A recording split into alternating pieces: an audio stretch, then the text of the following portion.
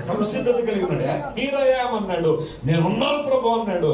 అందును బట్టే దేవుడు అబ్రహాముతో ఫర్దర్ కమ్యూనికేషన్ చేయడం ప్రారంభించాడు. Whenever you say here I am, God continues his speech. ఆయన స్వరాన్ని నీకు వినిపింపజేస్తాను. నువ్వు అక్కడే నేను ఉన్నాను నువ్వు అనకపోతే ఇంకొకళ్ళు ఎవరైనా దేవుడు చూస్తాడు. అక్కడ నీవు సంసిద్ధత వ్యక్తం చేయగలిగితే తర్వాత ఆ ప్రోగ్రెసివ్ స్టెప్ నీ జీవితంలోకి వస్తుంది. రెండవది, అబ్రహాము దేవుడికి భయపడేవాడని ఎలా రుజువుపరచబడిందంటే అబ్రహాము మాటల్లో ఏముంది?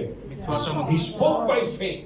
విశ్వాసంతో మాట్లాడాడు కాబట్టి ఆ మాటల ప్రకారమే కార్యాలు చూశాడు. ఈరోజు నువ్వు నేను దేవుని బిడ్డలుగా విశ్వాసంతో మాట్లాడదాం. విశ్వాసపు రిజల్ట్ మన జీవితంలో చూద్దాం. మూడవది, దేవుడిచ్చిన దాన్ని అబ్రహాం పట్టుకున్నాడు. అది అక్కడ దేవుడిచ్చిన దాన్నే అబ్రహాం పట్టుకున్నాడు. పొట్టేళ్ళను చూపించాడు. వెళ్ళి ఆ పొట్టేళ్ళను పట్టుకుని ఇస్సాకు స్థానంలో ఆ పొట్టేళ్ళను బలర్పించాడు. దేవుడిచ్చిన దానిని బట్టి అబ్రహాము సంసిద్ధుడిగా ఉండి దానిని పట్టుకున్నాడు అన్నట్టుగా దేవుడు మనకు అప్పగించిన దానిని, మనకిచ్చిన దానిని ముందు మనం వినియోగిస్తే ఆ తర్వాత దేవుడు మన సరిహద్దులు దేవుడు ఏం చేస్తాడు? ఆయన అభివృద్ధి పరుస్తుంటాడు, విశాలపరుస్తుంటాడు.